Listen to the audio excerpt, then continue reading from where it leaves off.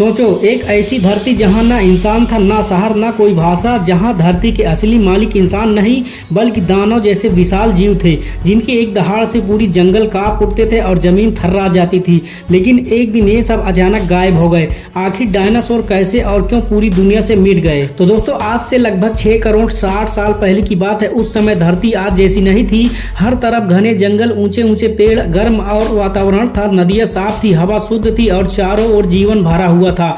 इस धरती पर राज करते थे डायनासोर। कुछ डायनासोर इतने छोटे थे जितने आज के पक्षी, और कुछ इतने विशाल कि उनके सामने हाथी भी छोटे लगते थे।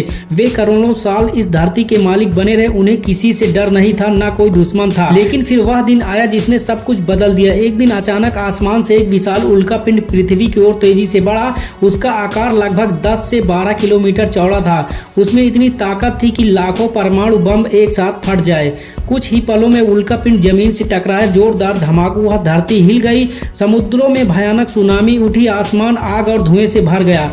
टक्कर के बाद पूरा वातावरण बदल गया। आसमान में धूल और राख छा गई। सूरज की रोशनी महीनों तक धरती पर नहीं पहुंची। पूरा ग्रह अंधेरे में डूब गया। पेड़ पौधे सूखने लगे, घास खत्म होने लगी। शाकाहारी डायनासोर को खाना नहीं मिला और वे भूख से मरने लगे। जब शाकाहारी मरे तो मांसाहारी डायनासोर को भी शिकार नहीं मिला। धीरे धीरे पूरा जीवन चक्र टूट गया।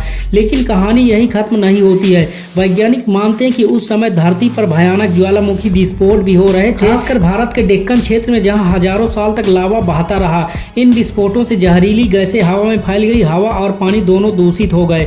मौसम में अचानक बदलाव आया। जहां गर्मी पहले थी वहां ठंडी बढ़ने लगी। बारिश का संतुलन बिगड़ गया। धरती का वातावरण डायनासोर के रहने लायक नहीं रहा। डायनासोर बहुत बड़े थे, उन्हें बहुत ज्यादा खाना चाहिए था। वे इतनी जल्दी बदलते पर्यावरण के साथ खुद को ढाल नहीं पाए। लेकिन कुछ जीव छोटे थे जो बच गए, जैसे चूहे और स्तनधारी कीड़े और कुछ पक्षी। यही छोटे जीव आगे चलकर विकसित हुए और करोड़ों साल बाद इन्हीं से इंसान का जन्म हुआ। डायनासोर नहीं बचे, लेकिन उनकी कहानी आज भी पत्थरों, हड्डियों और जमीन के नीचे दबी हुई है। और अब सवाल उठता है कि अगर इंसान भी प्रकृति के नियमों को नजरअंदाज करता रहा तो क्या एक दिन इंसान का भी वही हाल होगा जो डायनासोर का हुआ?